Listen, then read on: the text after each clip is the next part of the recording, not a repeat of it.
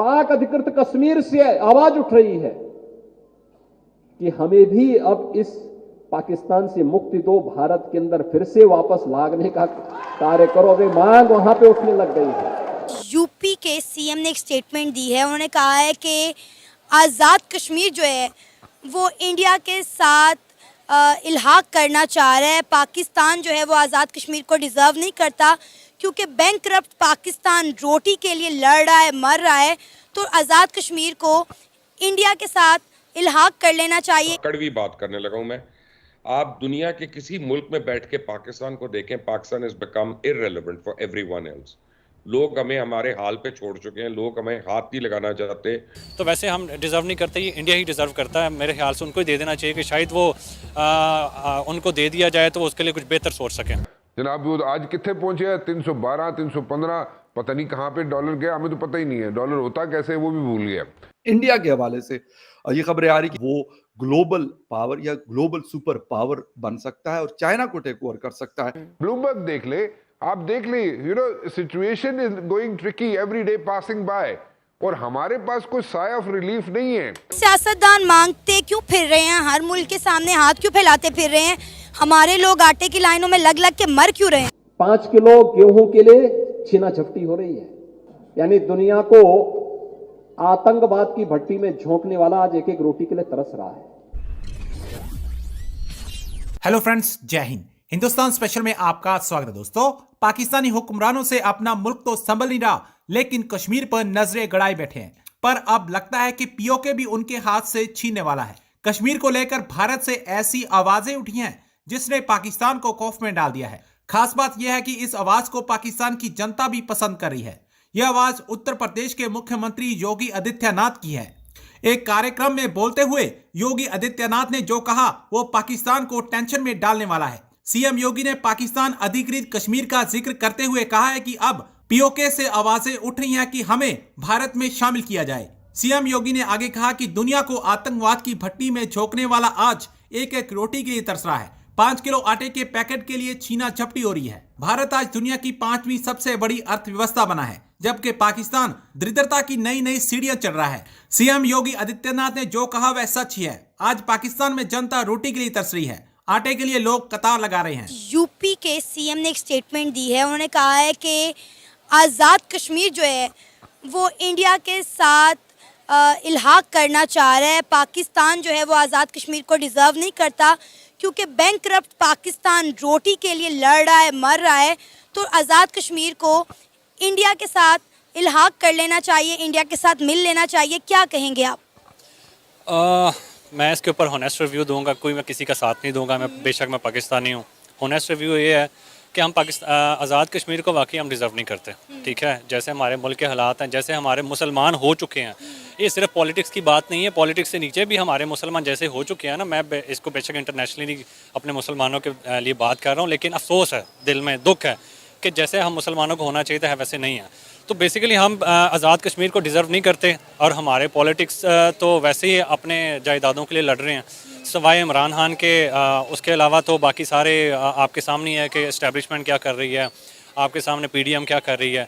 सारे जो है सारी दुनिया पाकिस्तान जो है वो इमरान खान के साथ जो है वो क्या जुल्म और सितम कर रही है। तो पाकिस्तान तो हो चुका है डिफ़ॉल्ट। तो बाकी ये इंटरनेशनली ऐलान ना करें वो अलग बात है। तो वैसे हम डिज़र्व नहीं करते, ये इंडिया ही डिज़र्व करता है। मेरे ख्याल से उनको ही दे देना चाहिए कि शायद वो उनको दे दिया जाए तो वो उसके लिए कुछ बेहतर सोच सकें। आप जम्मू कश्मीर देख लें कि इंडिया किस तरह से जम्मू कश्मीर में डेवलपमेंट कर रहा है, और जम्मू कश्मीर श्रीनगर में जिस तरह उन्होंने कामयाबी के साथ G20 की मीटिंग करवाई है वो सब आपके सामने। इंडिया हर तरफ से कामयाब हो रहा है। अगर उसने G20 की वहाँ पे करवाई है मीटिंग तो वो ऑफ कोर्स इसमें कामयाबी हुआ होगा।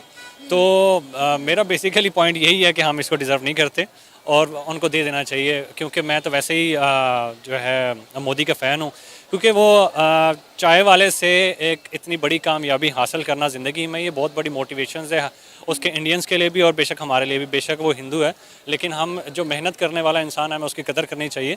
तो आई थिंक सो कि अगर वो इतना काबिल इंसान है कि एक चाय वाले से कहाँ पर पहुँच सकता है, तो वो किसी भी कंट्री को वो एक अच्छे मुकाम पे लेके जा सकता है। अगर एक आम शहरी, जैसे कि आपने कहा कि हम आज़ाद कश्मीर डिज़र्व नहीं करते, आप ये बात समझ सकते हैं, तो हमारे सियासतदानों को ये बात क्यों समझ नहीं आ रही?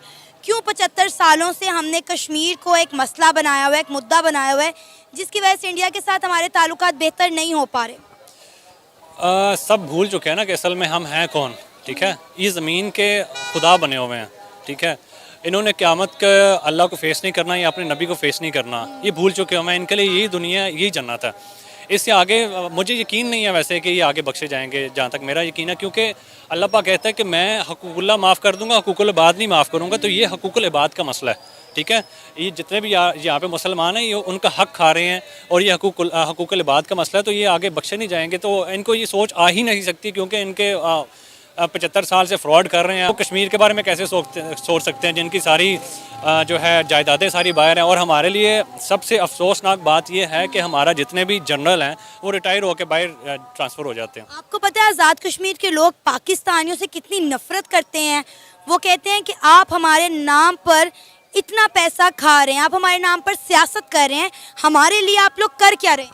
मैं इसके लिए मोदी साहब को कहूँगा कि जैसे मैंने अभी कहा कि हम इसको डिज़र्व नहीं करते, आप इस बेशक आज़ाद कश्मीर को ले लें, लेकिन जो पाकिस्तानी है, जो मुसलमान हैं, उनके लिए कुछ अच्छे हकूक़ जो हैं वो उनको दिलवाए जाएँ, तो ताकि वो अपनी ज़िंदगी आसानी से गुजारें और इबादत कर सकें, उनको किसी चीज़ में मुश्किलात ना हो, जुल्म ना हो, हकूक़ुल इबाद का जो है वो मायदा ख़राब ना हो।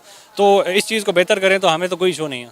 आपको लगता है कि पाकिस्तान इतनी आसानी से आज़ाद कश्मीर को इंडिया के साथ जाने देगा? हम जाने दे रहे हैं, क्योंकि जो पाकिस्तान का ये हाल कह रहे हैं वो आज़ाद कश्मीर के बारे में क्या करेंगे। शुक्र है आज़ाद कश्मीर थोड़ा साइड पे ही है, वो पाकिस्तान में बिल्कुल इन नहीं है, तो नहीं तो वो तो उसको भी ना छोड़ दें। सर, हमने आज़ाद कश्मीर को छोड़ा क्या? उसका सारा बजट तो हम खा जाते हैं। उनके आप सीएम देखें, प्राइम मिनिस्टर देखें, किस तरह से रोते हैं कि जी हमें तो हमारा पूरा बजट नहीं दिया जाता। तो ये खुदा बने हुए हैं, इनके पेट भर नहीं रहे, पता नहीं क्या इन खास मूल्य की गोलियां खाते हैं, इनके खाने पेट ही नहीं भरते इनके। पैसा खिला दो इनको, जो मर्जी खिला दो, ये पता नहीं क्या कौन सा इनके पास जादुई चीज़ें हैं जो खाते हैं, सारा कुछ हजम कर जाते हैं, पता भी नहीं चलता। कड़वी बात करने लगा हूं मैं। आप दुनिया के किसी मुल्क में बैठ के पाकिस्तान को देखें, Pakistan is become irrelevant for everyone else. लोग हमें हमारे हाल पे छोड़ चुके हैं, लोग हमें हाथ नहीं लगाना चाहते। Nobody wants to have anything to do with us, because हमने इतनी इमेच्योरिटी का सबूत दिया है over a period of time. और मैं किसी एक पार्टी की बात नहीं कर रहा, किसी एक गवर्नमेंट की बात नहीं कर रहा, मैं सबको, अपने आप को, आपको, सबको इंक्लूड करके मैं ये बात कर रहा हूँ। और देखें, एक मुल्क में दो चीज़ें बड़ी वाइटल होती हैं, एक उसकी पॉलिटिकल स्टेबिलिटी और दूसरी उसकी फाइनेंशियल सिक्योरिटी, और तीसरा अगर आपने लेना है इन द राइट डेमोक्रेसी तो वो फंडामेंटल राइट्स है। और हमारे मुल्क में ये तीनों जो हैं नजर ही नहीं आते, दूर दूर तक नजर नहीं आते। तो जब ये तीन नहीं होंगे चीज, तो उस मुल्क के चलने की क्या जवाब रह गया और किस तरह रह गया।